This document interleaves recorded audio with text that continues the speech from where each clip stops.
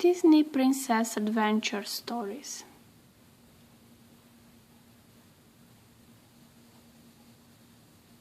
Sleeping Beauty, the perfect team.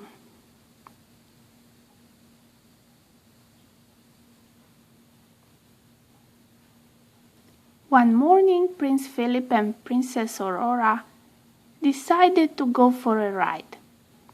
When they got to the royal stable, Aurora looked around. There were so many horses, and they were all so pretty. She didn't know which one to choose. Then Aurora had an idea. From now on, I think I like to ride the same horse every day, she said. A big Palomino horse caught Aurora's eyes. He looked strong and handsome.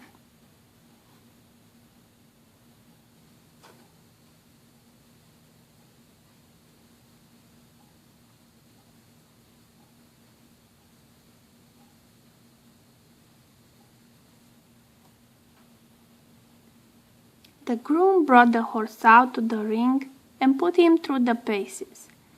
The horse marched around as confidently as if he were the king himself. He was amazing.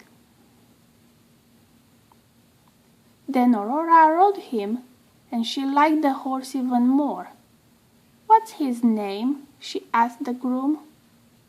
"We call him Brutus, your highness," the groom replied.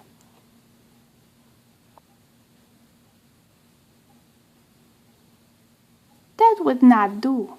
Brutus sounded fierce and mean. So Aurora gave her horse a new name that was as nice as he was, Buttercup. Aurora rode Buttercup all around the castle grounds. When a carriage rumbled past, he stood at attention. When Aurora asked him to jump a stone wall, he cleared it effortlessly. Aurora was thrilled. She had found the perfect horse.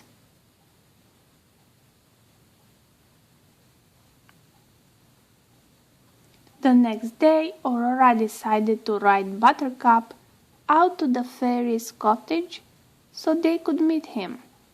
Philip wanted to saddle up his horse Samson and join her. He didn't like her riding through the woods alone. Aurora shook her head. "Don't be silly," she said. "I grew up in these woods. Besides, I won't be alone. I'll be with Buttercup.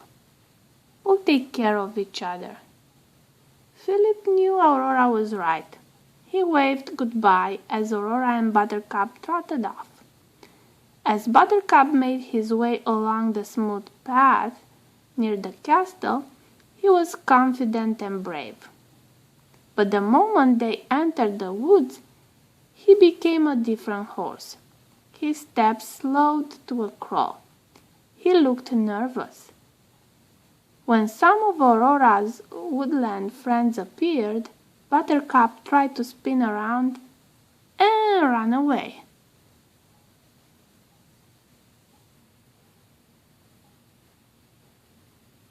"There's nothing to be frightened of," Aurora said gently, trying to calm the nervous horse. Buttercup didn't listen. When they came to a fallen log on the trail, Buttercup refused to step over it, and when Aurora asked him to walk to a forest stream, he snorted and shivered.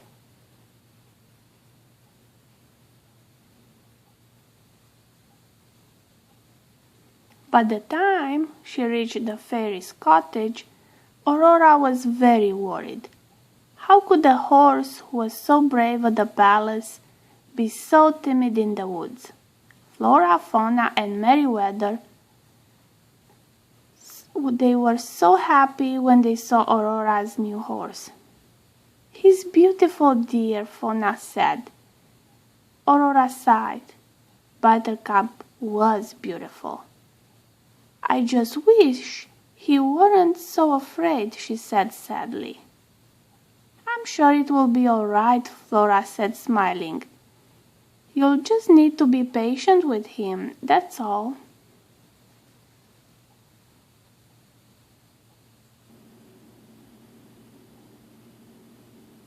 Meriwether moved closer to get a better look at Buttercup. "What a nice coat he has," she said, "though he might look even nicer if his hooves were blue." She aimed her wand. Zap! Just like that, Buttercup's hooves turned blue.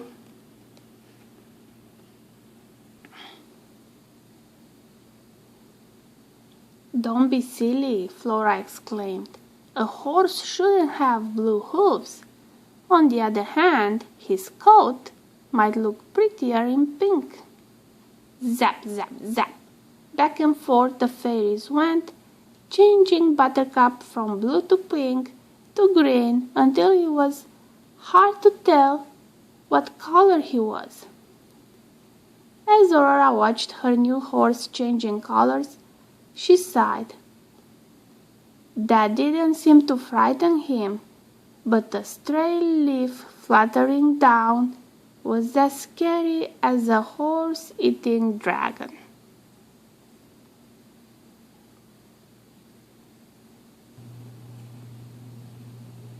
Suddenly, Aurora sat up. That's it, she realized. As a palace horse, Buttercup was used to people, carriages, and smooth paths, but he had never been deep in the forest before. He wasn't used to other animals, thick branches, rivers, and new noises. No wonder everything scared him. Aurora didn't want to give up on Buttercup. She decided to help him get over his fear. But first, she had to get him back to the castle. Aurora said goodbye to the fairies and began heading home. She did her best to ignore the way Buttercup jumped at every noise. Helping him be brave was going to be hard. How would she teach him?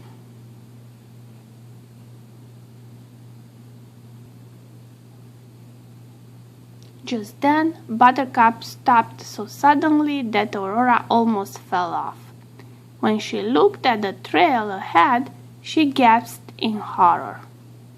An enormous mountain lion was blocking their path. They were in trouble. If Buttercup could be scared of a bunny rabbit, he was certain to go crazy over a mountain lion.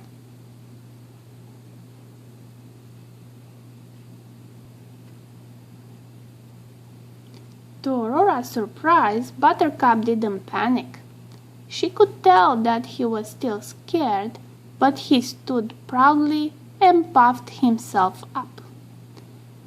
Taking a step forward, he snorted angrily. Then Buttercup struck out at the mountain lion with his front hooves. Aurora hung on. She was still afraid, but Buttercup had made her feel brave too. Reaching out, she grabbed a sturdy branch from a nearby tree. "Leave us alone," she yelled at the mountain lion, waving the branch. "Or else." Buttercup pawed at the ground and snorted fiercely again. When the mountain lion didn't budge, Buttercup leaped forward and pinned its tail to the ground with one hoof. Then Aurora rapped the mountain lion smartly on the nose with her branch.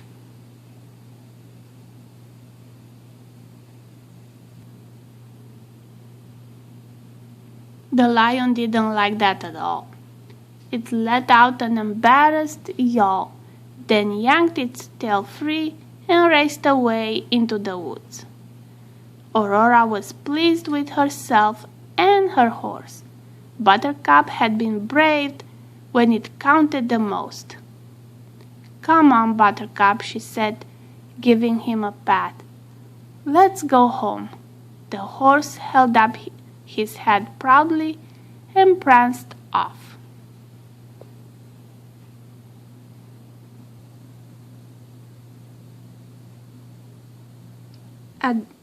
As the pair neared the edge of the forest, a butterfly fluttered past. Buttercup's eyes went wide, and he jumped in terror. But this time Aurora just smiled. "You helped me feel brave," she said. "Now I want you to get past your fear of the forest." She gently stroked the horse's neck and talked to him in a soft voice. The butterfly fluttered closer and closer and finally landed right on Buttercup's nose.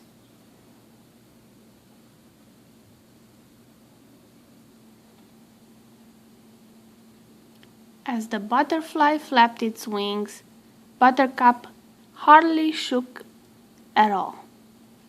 Aurora smiled proudly. The fairies had been right. All she needed was a little patience, understanding, and trust. "Good boy," she praised her horse. "You know, Buttercup, I think we really do make a perfect team." The end.